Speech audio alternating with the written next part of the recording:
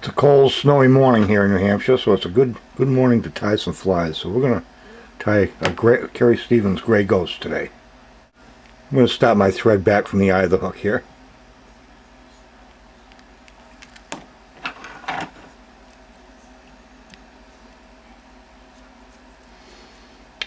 Turn the hook over upside down and attach my tinsel that we're going to use as a rib and a tag.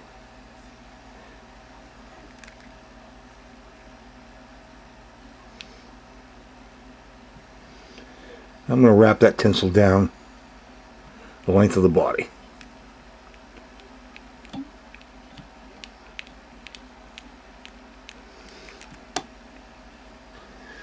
And turn my hook back right side up. I'm going to do my tag first. And I'm going to take 4 wraps with my tinsel down to the bend of the hook.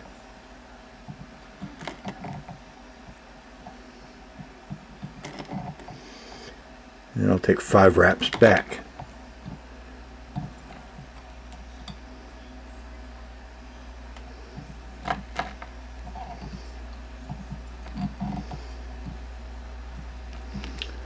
Where I'll attach it, and I want to keep that tinsel underneath on the bottom side of the hook.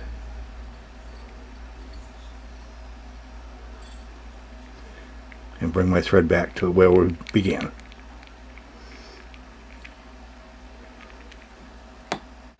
Now I'm going to take a fairly generous amount of 4-strand floss in a burnt orange color.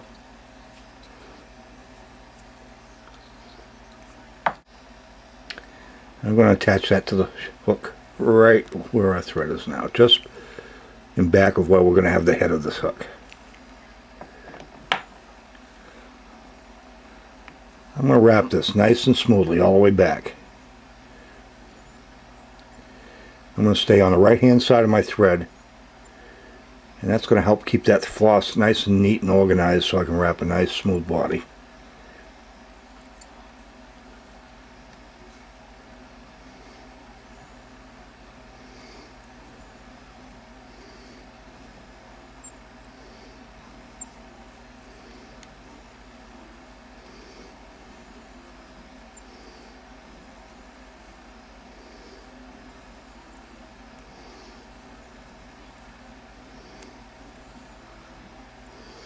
When I get back to where my tinsel is, my tag, I'm going to take 1 turn with that floss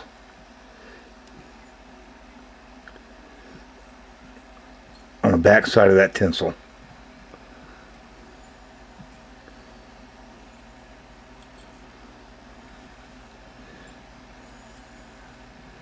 And I'm going to return my thread to the front by wrapping the floss all the way back to the front.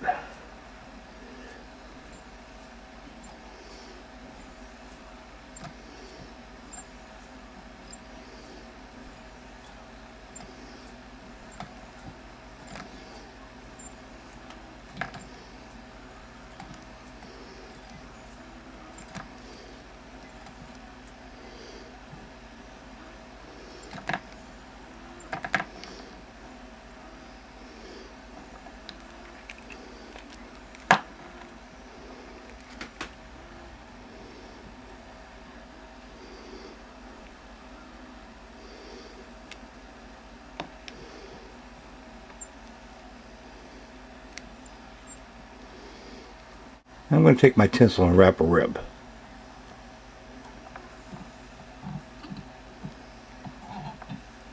I want to try to keep those ribs nice and even.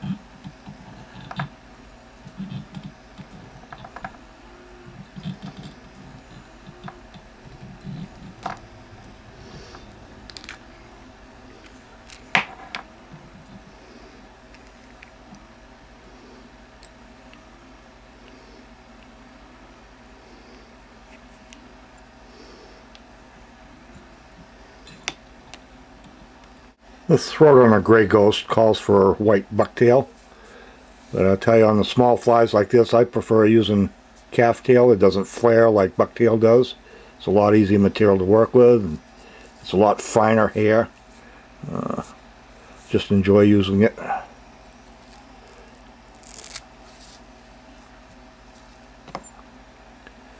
I'm going to use just the long hairs, so I'm going to run my fingers to the back and pull all the short hairs out.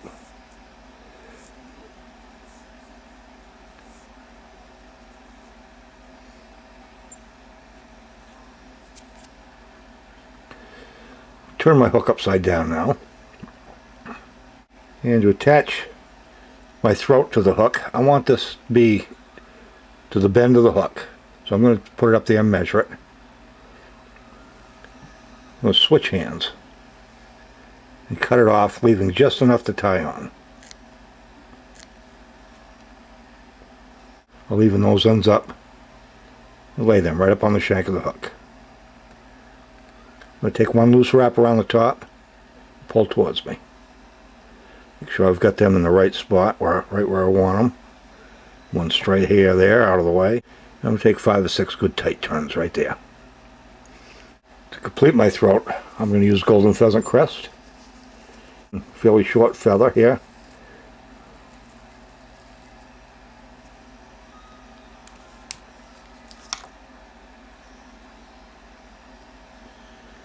I want this to go about halfway to a third of the way down the shank of the hook. I'm going to take those feathers and lay them right up on the eye of the hook there where we've got our thread. And take a loose wrap or two. Take a look at them, see if I got them where I want them. Hold them again and anchor them down with 3 or 4 more wraps. And we have our throat all finished. Now we're going to tip our fly back right side up. And for the first step of our underwing, there's going to be another golden pheasant crest feather.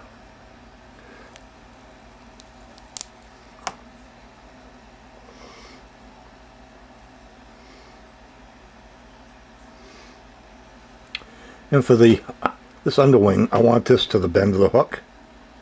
And this feather's got a natural curve to it, and I can just straighten that out a little just by pinching the stem with my thumbnail.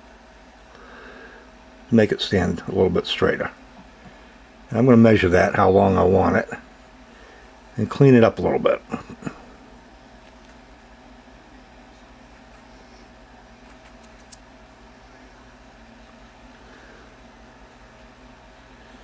going to lay that about where I want it. And I'll cut the stem. I just want to tie a small piece of material on there. I don't want to build up a real big head on this thing.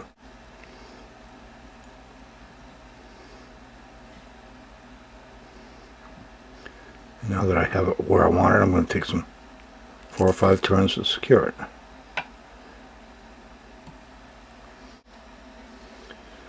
For the second part of our underwing, we're going to do a peacock curl. And I like some nice full bobs for this. I'm going to take 5 of them.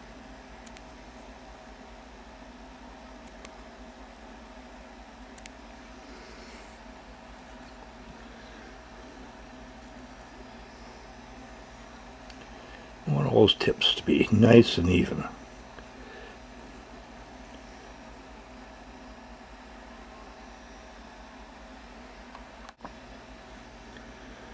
And there, that's close enough.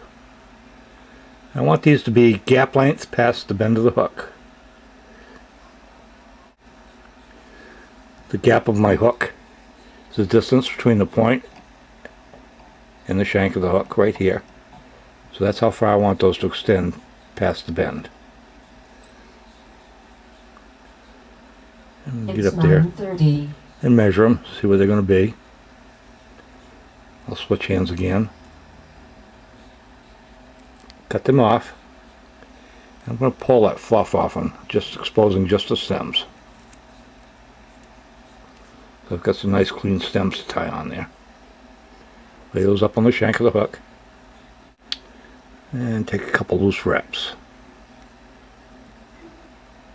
Make sure that I've got those where I want them to be. Then anchor them down in good shape. Now I'm going to prepare my wing. And my wing is going to be a blue dun saddle feather. how I'm going to prepare this. I'm going to hold it up against the shank of the hook. The length of from the tip right at the bend, I'm going to hold it and push the eye of the hook through the barbs. Where that went through the barbs, I'm going to strip the barbs off the stem of the hook, leaving a nice clean feather to work with.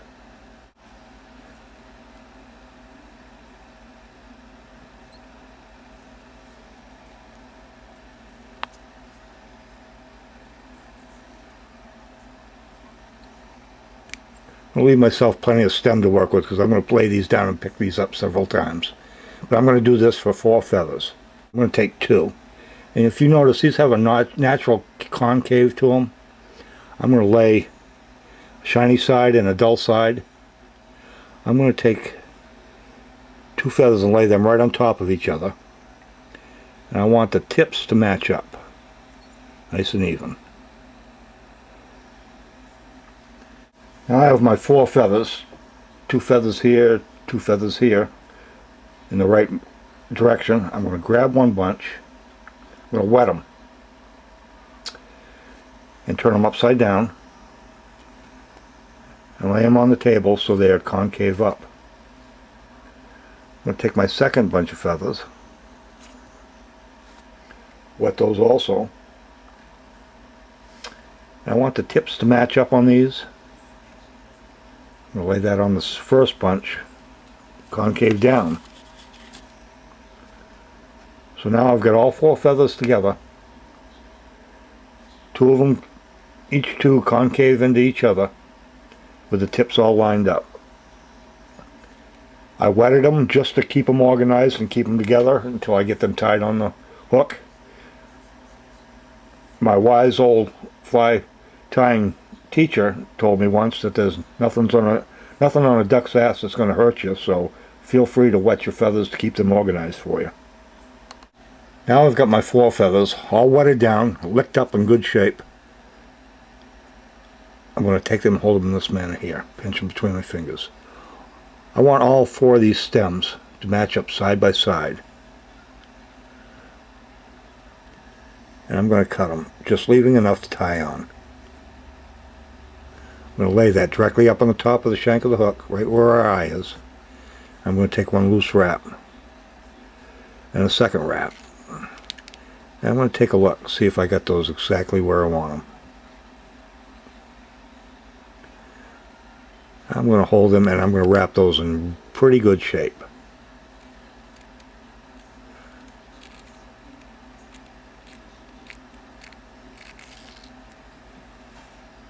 Now we're all set to add our cheeks. And our cheeks are going to be out of silver pheasant. And I'm going to grab a couple feathers off the back of the silver pheasant. This is a great bird. Just beautiful, beautiful bird. And I want to clean these cheeks up.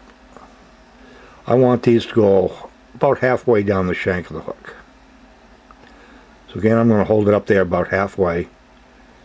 Take the eye of the hook and punch it through those barbs. And that's where I'm going to strip all the barbs off either side of that stem.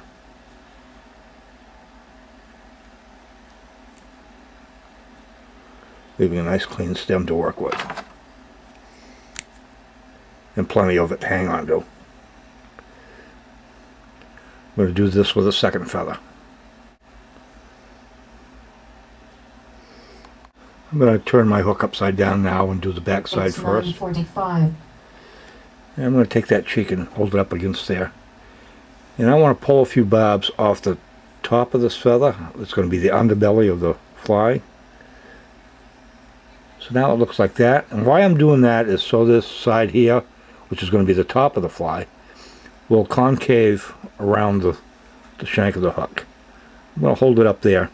First of all, I want to get my thread right back, the very back of the head. I'm going to hold it up there, right on the side, and hold it. I'm going to take 3 wraps with my thread.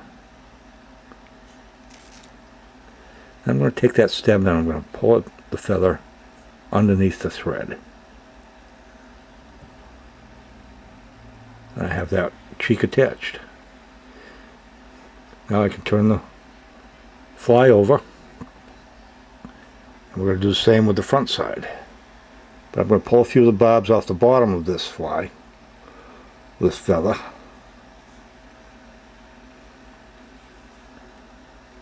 Hold it up there, pinch it against the hook. Take 3 turns with my thread.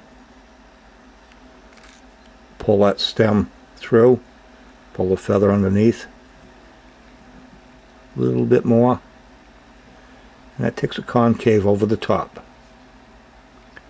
Now I can pinch both feathers and attach those stems in pretty good shape.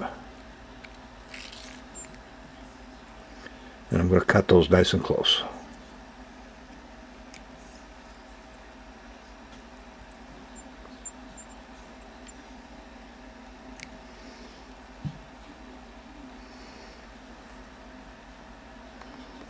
Now we're going to add the eye, which is a jungle cock eye. If you don't have real jungle cock, don't even bother putting it on. There's nothing in the world that imitates a real jungle cock feather. I'm going to clean this up. Pulling off those bobs, exposing the stem. I'm going to do that to 2 feathers. And I'm going to turn my fly and do the back side first. I'm going to lay that up there where I want it. Take 3 turns with my thread. Get that situated exactly where I want it. Now I'll turn the fly over, do the front side. In the same manner.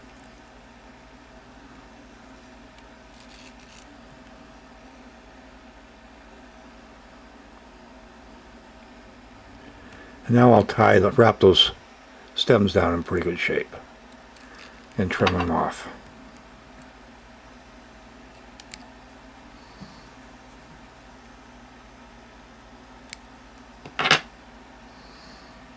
Now for the final step, we're going to finish off our head. It's a nice smooth head. I want that thread to unravel, so I'm going to turn my bobbin in a counterclockwise direction and take some wraps. And I want to keep an eye to make sure that thread is unraveled and lays nice and flat.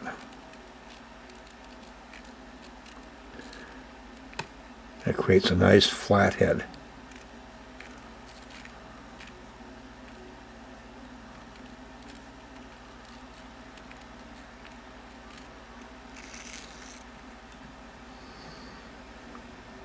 Now we can finish off the head of a fly with a whip finish.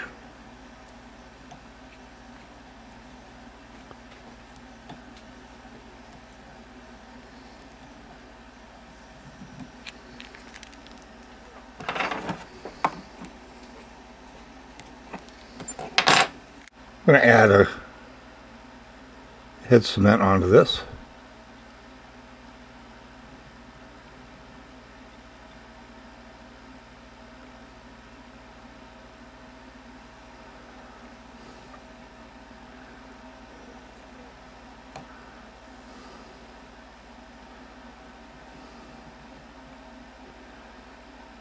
We're going to let this dry and add a second coat. Now I have the second coat of head cement applied. And it's just about dry. The first coat will sink in, the second coat will stand up, make the head of that fly look just like a glass bead. And we now have our finished gray ghost.